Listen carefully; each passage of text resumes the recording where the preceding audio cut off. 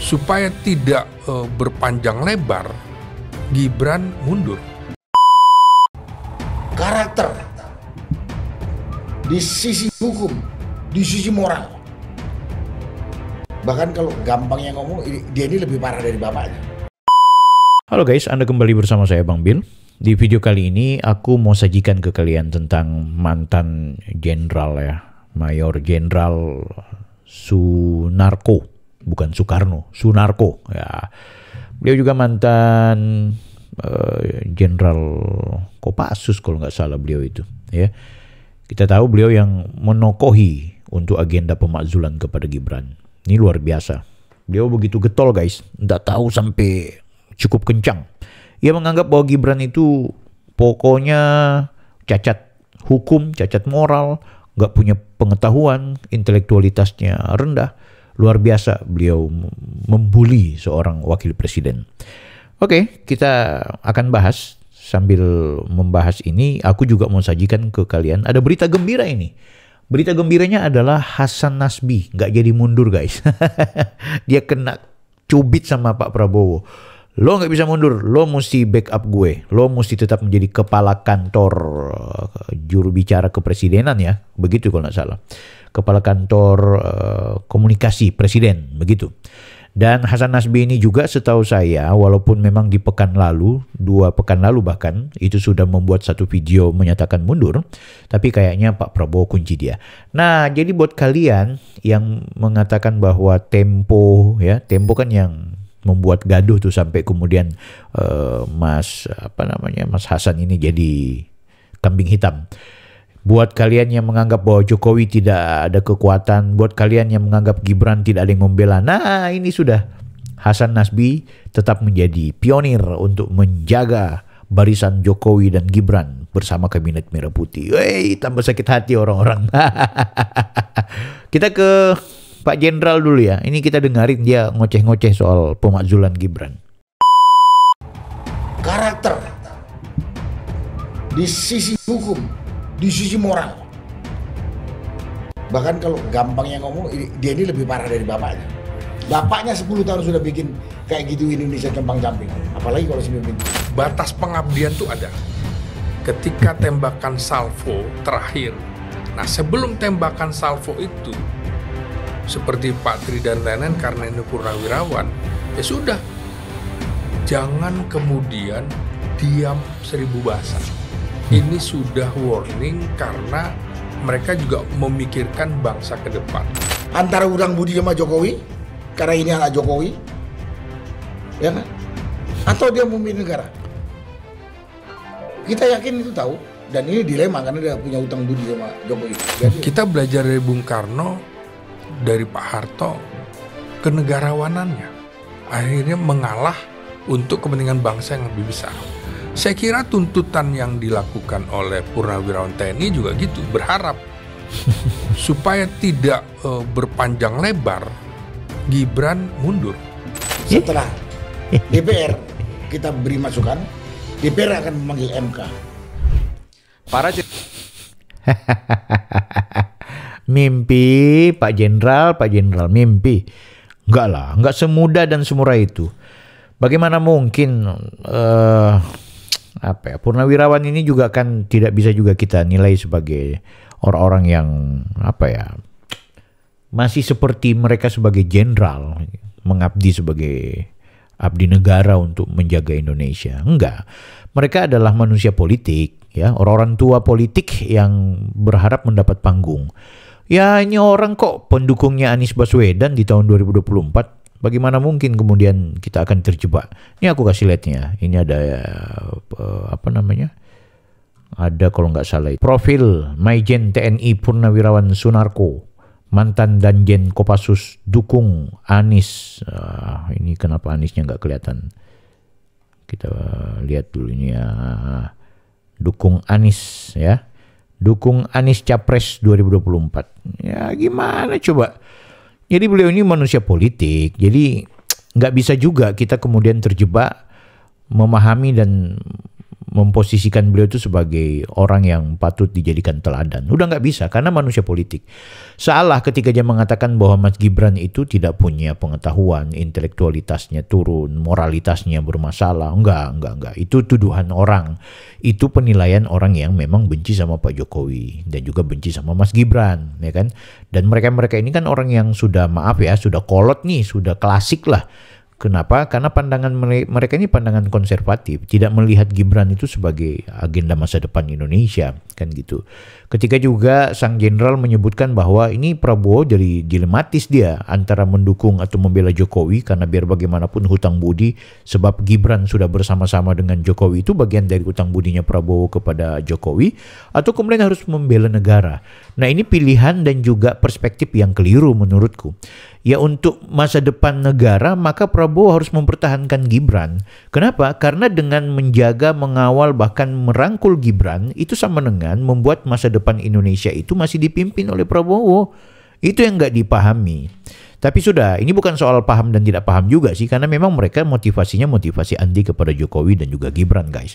Jadi wajarlah orang jenderal model-model seperti ini yang kemudian punya cara berpikir yang menurutku konservatif, tidak bisa dijadikan teladan. Ketokohan mereka udah berakhir pasca purna tugas gitu. Kenapa?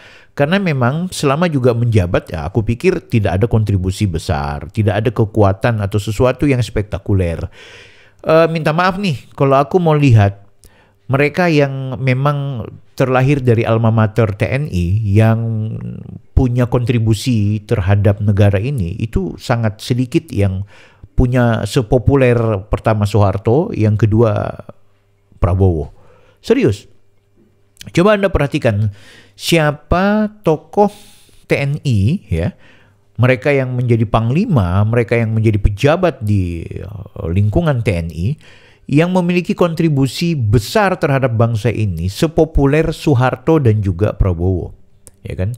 Sehebat apapun Sutioso, ya kelasnya cuma di provinsi, cuma mengurusi Jakarta, ya kan? Itu pun kontestasi politik semata gitu. Aktivitas sosialnya dan aktivitas kontribusi terhadap kepemimpinan nasionalnya itu nggak ada. Kalau Soeharto kan ya jangan tanya lagi, soal beliau di penghujung kepemimpinan itu punya masalah, urusan berikut, tapi beliau berkuasa selama 32 tahun. Prabowo, ini yang keren. Dia menciptakan partai, dia melahirkan partai, dia serius dalam kontestasi politik, di TNI juga, di ABRI ya, di tentara dia menunjukkan sebagai orang yang memiliki etos, tidak hanya dari terah rezim, tidak hanya karena kebetulan bergabung di keluarga cendana, tapi memang personal kewibawaan seorang Prabowo itu sudah terlihat sejak awal. Tapi minta maaf, yang lain-lain ini ya aji mumpung aja sebagai jenderal, aji mumpung sebagai orang yang punya jabatan strategis di TNI, kan begitu. Tapi dalam konteks kebangsaan dan juga kepemimpinan nasional, minta maaf. Sehingga itu aku menilai apa yang dilakukan atau apa yang diwacanakan oleh Pak Jenderal tadi itu tidak kemudian mempengaruhi eksistensi Gibran. Ya, Gibran itu cerdas Pak, dia jenius. Kepemimpinan di Solo itu luar biasa. Kepemimpinan Mas Gibran di Solo itu melambangkan bahwa ini adalah anak muda yang tidak aji mumpung anak presiden, tapi benar-benar dia punya kemampuan memimpin dengan caranya, dengan polanya, dengan strateginya yang membuat pembangunan itu luar biasa. Bahkan sekelas Kang Deddy yang hari ini kita kenal sebagai seorang tokoh luar biasa itu mengagumi Gibran gitu. Mengagumi seorang Gibran yang punya banyak program dan kualitas kepemimpinannya itu diakui untuk dalam konteks kota Solo. Nah, hari ini bahkan ia baru menjabat sebagai wakil presiden, begitu banyak loncatan-loncatan dan juga semacam tindakan dan upaya yang menurutku itu terlihat orang yang progresif, kemudian gesit ya, orang yang kemudian juga punya visi, kan gitu. Jadi salah, minta maaf Pak Jenderal, Anda salah dalam menilai seorang Gibran. Cacat moral seperti apa? Masih mau bicara soal fufu fafa? Enggak lah. Moralitas itu bukan seperti itu Pak. Katakanlah Fufu Fafa itu miliknya Gibran atau bersentuhan secara tidak langsung dengan Gibran. Itu nggak bisa. Medsos itu dia pemandangan dan wajahnya itu buram. Tidak bisa kita melihat orang yang hari-hari bikin status agamawan yang terlihat religius itu kemudian orang baik. Dia punya kelamin ganda itu Pak kalau medsos. Kalau yang namanya medsos Fufu-Fafa itu miliknya Gibran, itu pun cuma sekedar analisa-analisa orang-orang yang sok tahu dan sok-sok cocok logi gitu. Nah itu Bang Selamat tadi ya, Bang Selamat itu menyebutkan bahwa harusnya Gibran belajar dari Soeharto dan juga Soekarno yang kemudian mundur untuk kepentingan bangsa. Oh keliru Pak, keliru. Kalau Soeharto wajib mundur karena memang semua terpolarisasi untuk menjadikan Soeharto sebagai musuh bersama. Kalau Gibran begitu Bapak menganggap bahwa dia itu musuhnya kalian, jangan dikira dia itu dicintai oleh rakyat yang jauh lebih besar dan lebih banyak ketimbang orang-orang model kalian, kan gitu. Apalagi perspektif yang kalian anggap bahwa adalah sesuatu yang buruk dari seorang Gibran itu bukan berangkat dari memang kepribadian seorang Gibran dan juga kebijakannya yang buruk. Bukan personal seorang Gibran yang memang jahat atau tindakan dan juga upaya yang dia lakukan hari ini adalah sesuatu yang melambangkan kemaksiatan. Melainkan itu adalah keegoan, kebencian, kedengkian dan juga kesakit hatian kalian-kalian gitu. Kan gitu. Nah ini aku mau kasih berita ke kalian. Bang Hasan Nasbi itu tidak jadi berhenti guys ya. Juru bicara atau kepala kantor kepresidenan, komunikasi kepresidenan itu tidak berhenti jadinya. Gagal mundur ya. Karena memang Prabowo sangat butuh. Jadi buat kalian yang bilang bahwa orangnya Pak Jokowi sudah hilang satu persatu. Buat kalian yang bilang bahwa Gibran tidak kuat lagi karena Hasan Nasbi sudah tiada. Ini kita lihat ya beritanya. Bagaimana kemudian Hasan Nasbi mengklarifikasi tentang dia yang gagal atau batal mundur. Bang Hasan memastikan berarti dengan hadir di sidang kabinet kemarin, status atau surat pengunduran diri kemarin itu berarti tidak diterima atau gimana Bang? Yang jelas kemarin saya dapat undangan dari Bapak Seskap untuk mengikuti rapat kabinet. Dan memang minggu lalu saya ada pertemuan, saya ada bertemu dengan Presiden, kemudian saya ada bertemu dengan Pak Mensesnek, bertemu juga dengan Bapak Seskap, dan pada momen itu saya diperintahkan untuk meneruskan tugas memimpin kantor PCO. Jadi kira-kira begitu keadaannya. Persoalan tadi pertanyaan teman-teman ditolak atau tidak mungkin nanti bisa tanyakan ke Pak Mensesnek ya. Tapi yang jelas yang saya terima adalah perintah untuk meneruskan tugas untuk memimpin PCO sejauh ini. Berarti pesan untuk meneruskan itu disampaikan secara langsung oleh Presiden atau dari Pak Mensesnek? Kita bicara hal-hal yang umum soal negara dengan Presiden, tapi kemudian perintah untuk meneruskan itu disampaikan oleh Mensesnek dan Seskap. Tapi untuk kedepannya dari Pak Presiden sendiri ada mungkin tambahan evaluasi untuk komunikasi Presiden pemerintah? Yang jelas pesan Presiden hal-hal yang perlu diperbaiki segera diperbaiki, ya. Hal-hal yang belum baik di masa lalu kemudian akan diperbaiki dan harus diperbaiki. Jadi perintah Presiden itu lebih umum kayak gitu.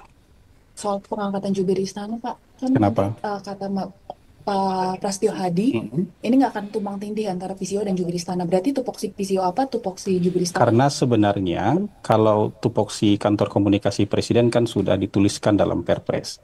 Dan pejabat paling senior di istana itu kan Menteri Sekretaris Negara.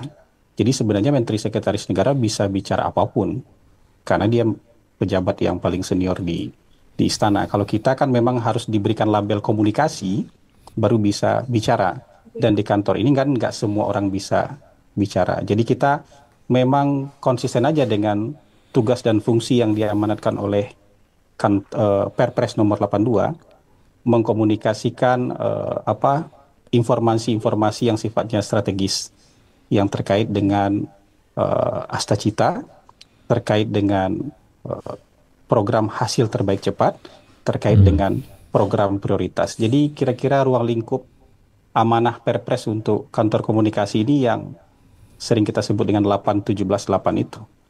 Tapi ya kalau Mensesnek itu juga bisa bicara apa saja karena beliau yang paling tahu semua kebijakan pemerintah. Jadi sebenarnya kalau Mensesnek mau lebih aktif bicara itu sama sekali tidak tumpang tindih dengan, karena pasti sama apa yang disampaikan oleh Mensesnek itu juga bagian dari hal-hal yang harus juga kita sampaikan. Bahkan kalau sudah disampaikan oleh Mensesnek itu kan juga kalau terkait dengan 8.17.8 juga hal-hal yang harus kita amplifikasi di bawah sebagai kantor komunikasi kepresidenan gitu. Bang Sam, tapi sejak yang pengunduran diri itu, apakah akses ke presiden untuk rapat juga sekarang sudah lebih terbuka untuk PCO? Saya baru bertugas hari ini. Jadi kemarin saya ikut rapat kabinet, hari ini saya mulai ngantor lagi. Ya, gitu kira-kira. Memastikan komunikasi atau hubungan dengan istana masih berarti baik-baik aja ya Bang? Hubungan tidak ada masalah. Jadi maksud saya gini, teman-teman, kemarin itu ada hal-hal yang mungkin memang tidak bisa saya atasi sama sekali. Dan ini bukan bukan kemarahan, bukan ngambek, bukan hard feeling, itu enggak. Jadi kita kan memang harus tahu aja batas kita sampai di mana untuk melakukan ini. Tapi dari Bapak Mensesnek dan Bapak Seskap kemudian menyatakan bahwa hal-hal yang kemarin kemudian tidak bisa diatasi, beliau berdua akan bantu mengatasinya. Gitu. Kalau boleh disampaikan apa ya kemudian hal-hal yang tidak bisa diatasi itu mungkin apa sih Bang sebenarnya, apa terkait komunikasi atau kebijakan? Yang jelas ke depan tentu akan lebih baik lagi. Ya, yang nggak usah dijabarkan lah. Insya Allah ke depan akan jauh lebih baik lagi. Siap-siap itu. Siap-siap itu yang nyerang-nyerang istana, yang nyerang-nyerang Jokowi, yang nyerang-nyerang Gibran ya.